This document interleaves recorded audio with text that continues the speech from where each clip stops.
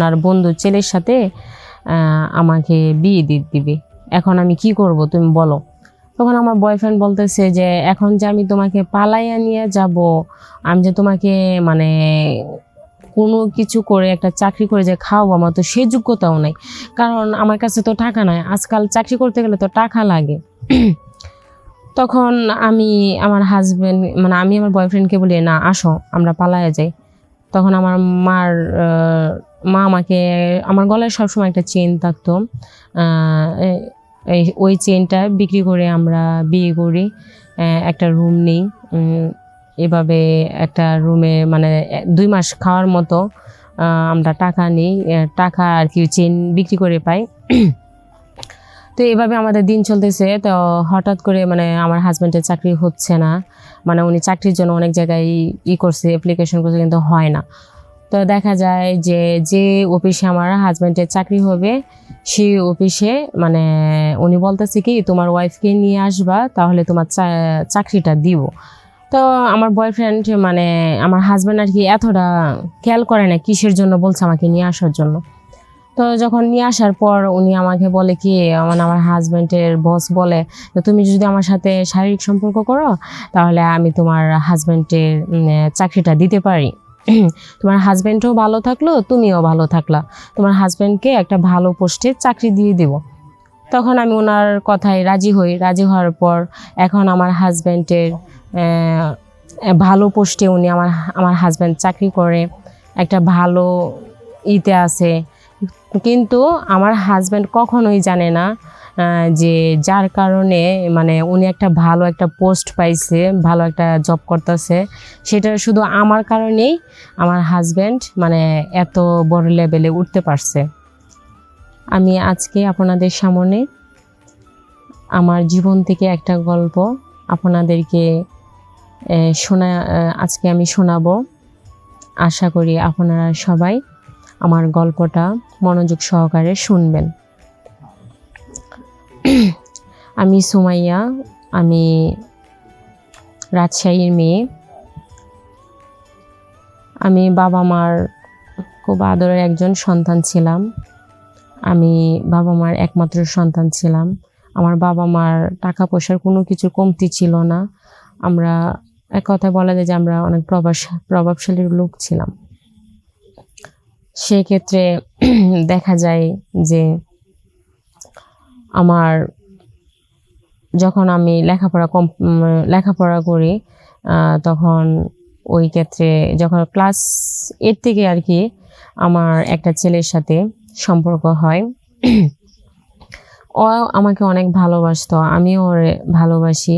আমাদের মধ্যে সম্পর্ক বলতে গেলে বন্ধুত্ব থেকে আর কি আমাদের মধ্যে ভালোবাসা ভালো লাগা শুরু হয়। তো দেখা যায় যে আমার লেখাপড়ার ক্ষেত্রে আমার বাবা মা আমাকে অনেক টাকা দিত, যেটা থেকে আমি মানে আমার লেখাপড়ার দিকে যেন আমার কোনো কমতি না থাকে, যাতে আমি একটা ভালো রেজাল্ট করতে পারি। তো আমি কি করতাম তখন ক্লাস ফাঁকি দিয়ে আমি আমার বয়ফ্রেন্ডকে নিয়ে আমার বাবার টাকা, যদি বাবাকে বলতাম আমি যে বাবা আজকে আমার পরীক্ষা আছে, ক্লাস পরীক্ষা, আমাকে 1000 টাকা দাও, আমার বাবা আমাকে জিজ্ঞাসাও করতো না যে ক্লাস পরীক্ষার জন্য 1000 টাকা লাগবে, কারণ আমি ওদের আদরের মেয়ে। যখন টাকা চাইতাম ওরা আমাকে দিয়ে দিত।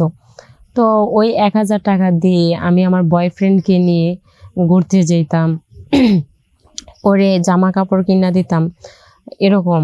কারণ আমি যাকে ভালোবাসতাম সে ছিল গরিব, মানে তার এত অর্থ সম্পদ ছিল না, সে একটা ভালো জামা কাপড়ও পরতে পারতো না। কিন্তু আমি আমার বাবার কাছ থেকে টাকা এনে তাকে বই কিনা দিতাম, খাতা কলম।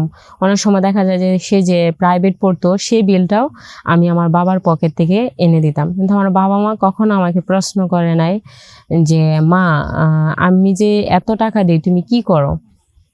কারণ আমি যাকে ভালোবাসি সে গরিব থাক, কিন্তু তাকে আমি ভালোবাসি, তাকে পাওয়ার জন্যই আমি আমার বাবার কাছ থেকে টাকা এনে আমি অনেকভাবে তাকে সহযোগিতা করতাম। তার ফ্যামিলিতেও টাকা দিতাম। অনেক সময় দেখা যায় যে তার মা অসুস্থ থাকতো, তার বাবা রিক্সা চালাইয়া মানে তার এতটা সংসারে এত দায়িত্ব নিতে পারতো না।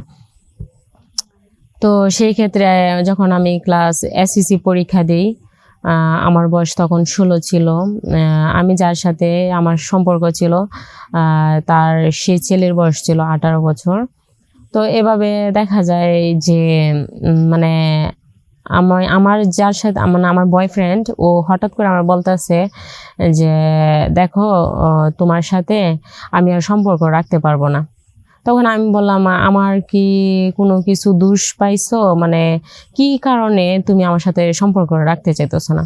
সে তখন আমাকে বলতেছে যে তুমি তো অনেক উচ্চ বংশের মেয়ে, তোমার তো অনেক টাকা পয়সা, কিন্তু আমার তো কিছুই নাই। তাই তুমি যদি আমার সাথে করো, সম্পর্কে থাকো, তাহলে তো তুমি কখনো সুখী হইবা না। কারণ আমার বাবা একজন রিক্সা চালক, আমার বাবার এত টাকা পয়সা নাই, আমি কোথা থেকে দেব? তোমার তোমার যা লাগে আমি তো দেখেই আসতেছি, তোমার অনেক টাকা লাগে, অনেক চাহিদা, আমি তো তোমার কিছুই আমি পূরণ করতে পারবো না। তাই আমি লেখাপড়াও আমি আর করতে পারবো না। এখন দেখা যাইতেছি যে আমার কলেজও পড়ার মতো আমার টাকা নাই আমার হাতে। আমার বয়ফ্রেন্ড যখন আমাকে এই কথা বলছে, তখন আমি আমার বাবার সাথে কথা বলি যে বাবা, আমার একটা ফ্রেন্ড আছে, আমি যে কলেজে ভর্তি হয়েছি ওই কলেজে, বাবা ও তো অনেক গরিব ছেলে, ওরে তুমি ভর্তি করায় দাও, তুমি বললে ওরে ঠিকই ভর্তি করায় দিবে। তখন আমার বাবা ওই প্রফেসরের সাথে কথা বলে আমার বয়ফ্রেন্ডকে আমার বয়ফ্রেন্ডকে কলেজে ভর্তি করায় দেয়।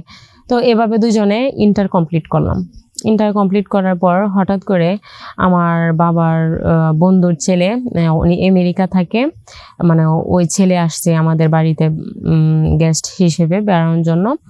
তো হঠাৎ করে মানে আসার পর মানে ওই ছেলে আর কি দেখে আমাকে পছন্দ করছে। এখন বাবার সাথে কথা বলছে যে আঙ্কেল দেখেন, আমি তো ওরে পছন্দ করি, বিয়ে দেবেন কিনা? তো আমার বাবারও শখ ছিল যে আমার মেয়েকে আমি রাজরানীর মতো লালন পালন করছি, আমি আমার মেয়েকে বিয়ে দিলে ওই রকম রাজার মানে ওই রকম ছেলের কাছে বিয়ে দেবো যে আমার মেয়েকে রানী করে রাখবো। কারণ আমার বাবার বন্ধু ছেলে আমেরিকায় ভালো একটা পোস্টে চাকরি করে। তো হঠাৎ করে দেখা যায় যে যে আমার বাবা মা রাজি হয়ে যায়, ওই ছেলের সাথে আমাকে বিয়ে দিয়ে দিবে। তো এখন যার সাথে আমার পুরা 7 বছরের সম্পর্ক ছিল, আমার বয়ফ্রেন্ড, আমি তাকে কিভাবে তাকে মানে টকাইয়া আমি অন্য একটা ছেলেকে বিয়ে করব, এটা আমি ভাবতেই পারতেছি না। তখন আমি আর কি তখন আমার বয়ফ্রেন্ডের সাথে কথা বললি যে দেখো, এই আমার বাবা আমাকে বলতেছে ওনার বন্ধু ছেলের সাথে আমাকে বিয়ে দিবে, এখন আমি কি করব তুমি বলো? তখন আমার বয়ফ্রেন্ড বলতেছে যে এখন যে আমি তোমাকে পালাইয়া নিয়ে যাব, আমি যে তোমাকে মানে কোনো কিছু করে একটা চাকরি করে যে খাওয়াবো, আমার তো সে যোগ্যতাও নাই, কারণ আমার কাছে তো টাকা নাই, আজকাল চাকরি করতে গেলে তো টাকা লাগে। তখন আমি আমার বয়ফ্রেন্ডকে বলি, না আসো আমরা পালায়া যাই। তখন আমার মা আমাকে, আমার গলায় সবসময় একটা চেন থাকতো, ওই চেনটা বিক্রি করে আমরা বিয়ে করি, একটা রুম নেই। এভাবে একটা রুমে মানে 2 মাস খাওয়ার মতো আমরা টাকা নিই, টাকা আর কি চেন বিক্রি করে পাই। তো এভাবে আমাদের দিন চলতেছে। তো হঠাৎ করে মানে আমার হাজব্যান্ডের চাকরি হচ্ছে না, মানে উনি চাকরির জন্য অনেক জায়গায় করছে, অ্যাপ্লিকেশন করছে, কিন্তু হয় না। তো দেখা যায় যে যে অফিসে আমার হাজব্যান্ডের চাকরি হবে সেই অফিসে মানে উনি বলতেছে কি তোমার ওয়াইফকে নিয়ে আসবা, তাহলে তোমার চাকরিটা দিব। তো আমার বয়ফ্রেন্ড মানে আমার হাজব্যান্ড আর কি এতটা খেয়াল করে না কিসের জন্য বলছে আমাকে নিয়ে আসার জন্য। তো যখন নিয়ে আসার পর উনি আমাকে বলে কি, মানে আমার হাজব্যান্ডের বস বলে, তুমি যদি আমার সাথে শারীরিক সম্পর্ক করো তাহলে আমি তোমার হাজব্যান্ডের চাকরিটা দিতে পারি, তোমার হাজব্যান্ডও ভালো থাকলো, তুমিও ভালো থাকলা, তোমার হাজব্যান্ডকে একটা ভালো পোস্টে চাকরি দিয়ে দিব। তখন আমি ওনার কথায় রাজি হই। রাজি হওয়ার পর এখন আমার হাজব্যান্ডের ভালো পোস্টে উনি আমার হাজব্যান্ড চাকরি করে, একটা ভালো ইতে আছে। কিন্তু আমার হাজব্যান্ড কখনোই জানে না যে যার কারণে মানে উনি একটা ভালো একটা পোস্ট পাইছে, ভালো একটা জব করতেছে, সেটা শুধু আমার কারণেই আমার হাজব্যান্ড মানে এত বড় লেভেলে উঠতে পারছে।